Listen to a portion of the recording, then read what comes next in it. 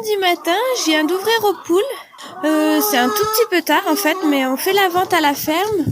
Et donc on a repris normalement, entre guillemets.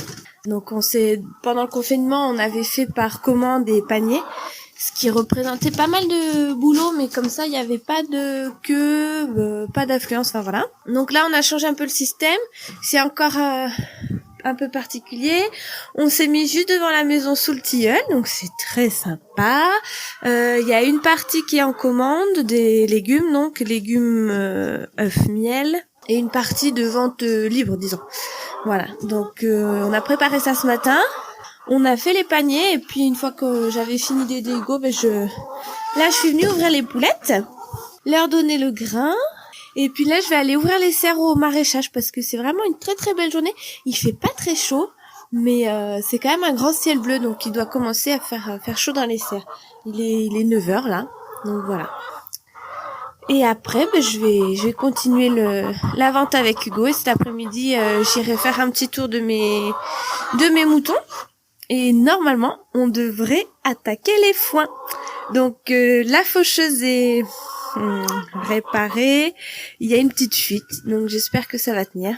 On verra. Donc hier c'était un petit peu du stress et puis là c'est quand même un petit peu l'excitation parce que c'est vraiment j'aime beaucoup je sais pas si je peux dire ça.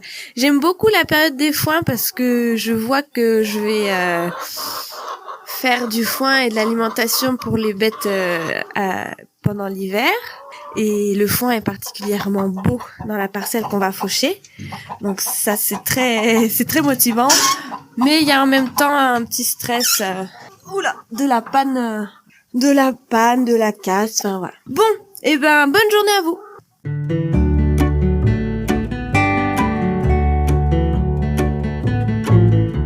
Alors c'est la saison des foins qui approche. L'herbe est bien haute et il y a des créneaux de beau temps pour faire les foins. Mais on a un petit problème de matériel. J'ai cassé la faucheuse l'an dernier, à la première fauche au 4e tour, je crois. Et donc on a mis quelques journées d'hiver et jours de pluie à la réparer, à tout démonter. Enfin, donc c'est une vieille faucheuse, 5 assiettes toutes rouillées qu'on a achetées d'occasion. Et donc on l'a réparée, on croyait que c'était bon. Et en fait il y a une fuite. Donc voilà, la saison commence même pas en fait. Donc j'espère que ça ira. C'est toujours une période un peu stressante, j'avoue. Parce que on a du petit matériel de briquet de broc quoi. Donc on va voir ce que ça fait. J'espère que ce sera pas trop grave la fuite, qu'on arrivera à la réparer. Et qu'on pourra faucher. En tout cas l'herbe est belle. On va faucher la première prairie. Donc c'est la prairie qui est juste après le village où on est. Juste avant le cimetière. Et c'est une prairie qu'on a semée il y a 3 ans. Et elle est assez productive et c'est joli, il y a pas mal de trèfles. Et puis un petit peu plein d'herbes, des plantains, des graminées bien sûr. Et c'est un foin que je réserve pour l'annulage parce qu'il est beau. C'est le premier que je fais dans la saison souvent. Il est assez beau et il permet de bien maintenir le lait en fait. Donc voilà, suite au prochain épisode.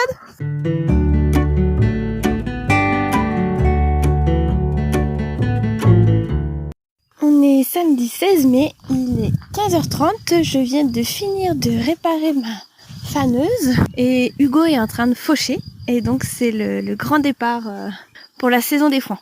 Donc là je vais aller le voir en vélo où il en est et puis s'il a bien avancé, si notre faucheuse a tenu le coup, je remonterai et puis j'irai pirouetter le foin. Donc en fait dans le foin il y a 3 étapes ou 4 même. Il y a la fauche qu'on fait avec une faucheuse. Il y a faner, donc on fait avec soit une faneuse, moi j'appelle ça une pirouette, mais je sais pas si c'est très courant. Donc ça c'est une étape qu'on peut faire 2-3 fois, enfin ça dépend suivant l'humidité et la sécheresse du foin. Ensuite il y a l'endénage. Donc ça c'est fait avec un endéneur, c'est ce qui permet de faire des andins. Donc ça rassemble le foin en des lignes. Et puis après il y a le pressage. donc qui est fait avec une presse. Et donc ça permet de presser le foin pour le mettre en balles rondes, en petites bottes, en bottes de moyenne densité, en bottes de haute densité, enfin suivant l'outil que vous avez avant, ça vous fait des bottes de différentes formes et de différentes densités. Donc nous, c'est notre deuxième année avec une presse à balles rondes. Avant, on faisait tout en bottes moyenne densité. Donc c'est beaucoup de manutention l'été en fait. Moi, je trouve que c'est un des meilleurs foins que j'ai fait avec le foin qu'on faisait dans le Jura en fait, quand on était dans une ferme dans le Jura. Donc là, c'était encore un autre système. Donc on fauchait, on fanait, on endainait et en fait, on ramassait sans presser, en fait, en vrac, disons, et il était fini de sécher en grange. Et ça, c'est un des meilleurs foins que j'ai rencontré, parce il sent très bon, et comme il n'a pas été trop au soleil, il n'est pas totalement fini de sécher, mais suffisamment pour être conservé quand même, pour pas fermenter. Du coup, il garde sa couleur verte, un vert sec quand même, c'est pas tendre, et il est très riche, il garde tous ses nutriments. Donc ça, c'est le foin séché en grange. Et donc, cette année, nous, on fait des foins à balles, du foin en format balle ronde. Donc, ce choix a été fait parce que on a plusieurs ateliers sur la ferme, on est 2. Maintenant, on a une petite fille. Et en fait, moi, quand je fais les foins, c'est généralement fin mai, juin. Et ça tombe exactement à la même période où Hugo est un petit peu submergé par le travail au niveau du maraîchage. Donc le choix a été fait de passer en balle ronde pour que je puisse faire les foins tout seul. Parce que donc les bottes moyenne densité, c'est des bottes qui font des petites bottes carrées qui font environ entre 15 et 20 kilos. Et en fait, le principe, c'est qu'on les presse et on les ramasse tout de suite dans la journée. Elles sont pas assez, disons, pressées et denses pour que l'humidité ne pénètre pas dedans. Et rien que le fait de les laisser sur le sol une nuit ou quoi, ça endommage déjà la qualité du foin. Donc c'est du foin de très bonne qualité et c'est un foin que j'appréciais à manipuler l'hiver. Parce que tu prends une botte, tu la distribues et puis voilà, bon, c'est très simple, tu n'as pas besoin du tracteur, enfin voilà, et puis bon, ça marchait plus quoi avec la petite, nos 2 activités.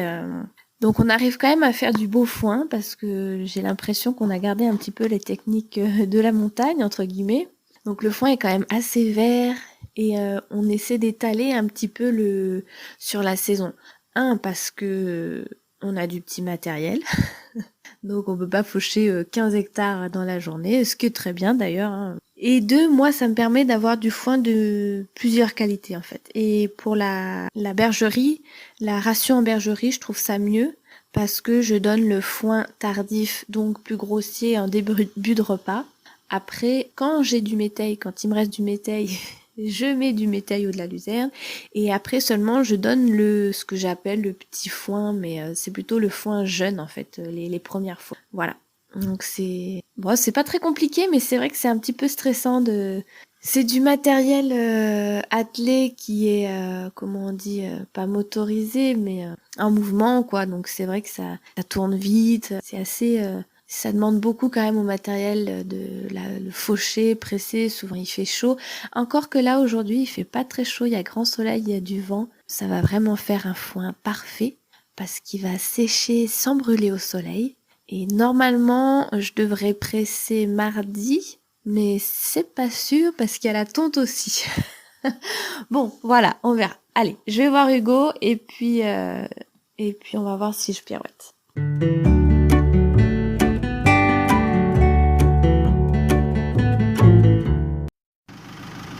Ok, Hugo a fini de faucher et le foin est magnifique. Et moi là je fais le plein du tracteur et je pars pirouetter. C'est parti.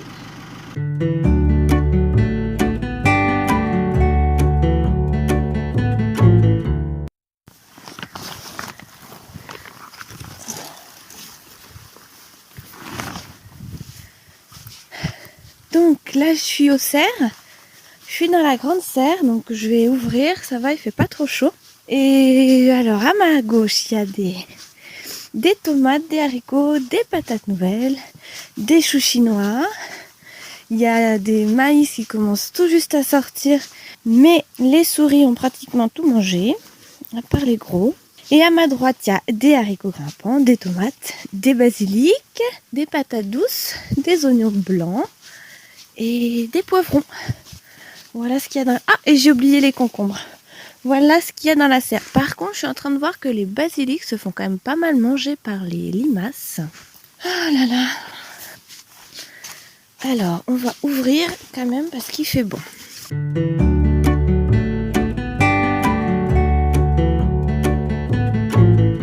Et juste dehors, en fait, il y a l'engrais vert, donc c'est un métail qui est magnifique.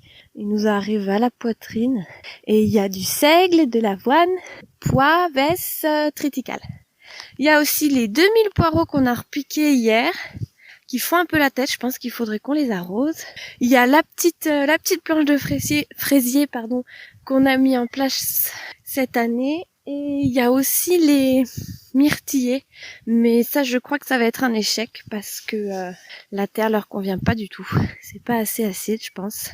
Donc c'est vrai qu'ils sont pas très jolis. On les a mis l'an dernier. Non, il y a 2 ans maintenant. Oui, on les a mis il y a 2 ans. Et ils sont pas très très beaux. Et juste derrière il y a les pommiers. Donc là ils sont encore jeunes aussi. Mais on devrait avoir des pommes dans 3 ans je pense. Voilà, et donc on va les faire palisser en fait. Donc ça va être joli. Donc sur la planche des myrtilles, on voit pas beaucoup les myrtillers, mais par contre c'est très joli parce que les herbes sauvages ont poussé. Il y a du trèfle blanc, il y a des boutons d'or, donc des renoncules. Il y a des compagnons rouges, je sais pas si vous voyez ce que c'est la plante qui pousse sur les bords de route, qui est rose, et c'est vraiment une couleur magnifique. Et juste à côté, il y a ma prairie où il y avait les moutons. Et là, on les a changés, on les a emmenés l'autre jour. Et tout au fond, il y a 2 planches de betteraves et les planches d'échalotes, échalions, oignons jaunes, oignons rouges.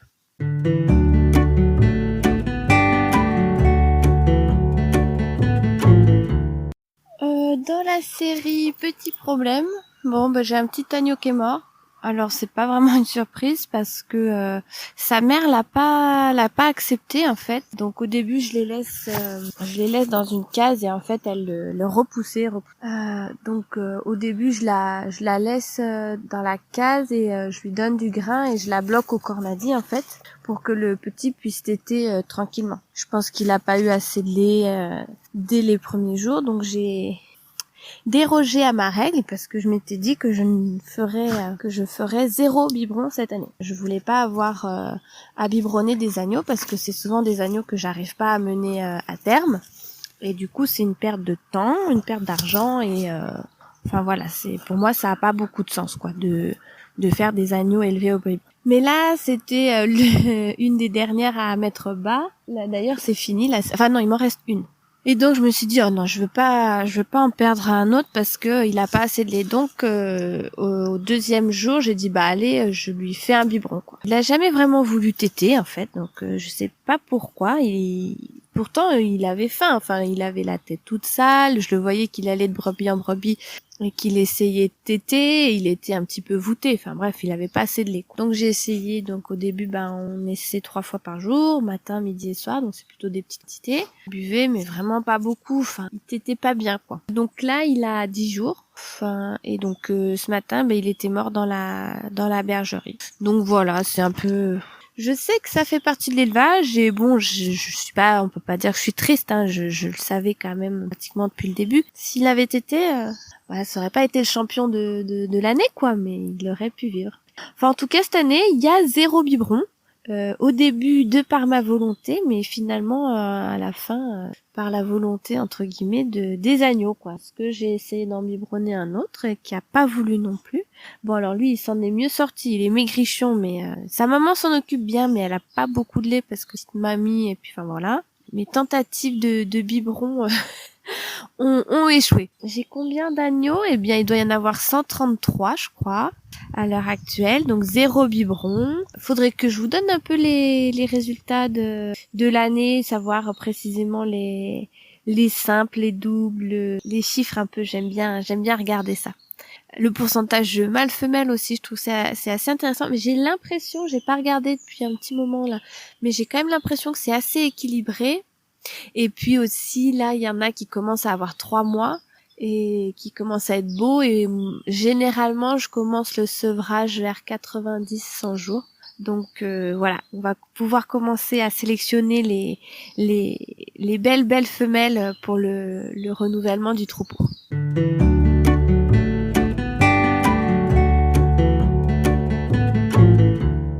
Donc là, on a sorti tout le monde. On est dans un petit chemin dans les bois et je vais les emmener dans un champ où il y a plein d'herbes. Mais elles sont en train de grignoter du lierre. Oh, il y a un petit boiteux. C'est mon petit chouchou, il est devant. Hé, salut mon chouchou. Ouais, allez les filles, de l'herbe bien verte. Et normalement, on fait la tonte mardi. Donc, on redescendra tout le monde. Waouh, regardez-moi cette prairie. Oh, trop bon les filles. Allez, là, faut monter tout en haut. Et on a une super belle vue de là-haut. Et il va faire beau. Donc, ça va être chouette. Ça a bien repoussé l'herbe. Voilà, là, qu'est-ce que c'est beau. Donc là, elles arrivent dans le champ. Alors, premier réflexe des limousines, c'est de lever la tête pour manger les feuilles. On dirait des chèvres, ces moutons. Et là, elles mangent des grosses bouchées d'herbe verte. Il y a des petits qui sortent pour la première fois. Et ça commence à arriver tout doucement. Je sais pas si elles vont me suivre jusqu'en haut. Bon, il y a Hugo, Papy, Tata, Elga, Virgile derrière. Donc ça devrait aller. C'est ça aussi qui est sympa, c'est les rassemblements. Bon, c'est en train de tout s'étaler dans la prairie là. J'espère que ça va bien monter, bien suivre. Ah, ça fait du bien de les voir manger de l'herbe là, jusqu'aux genoux, enfin même jusqu'au bidon.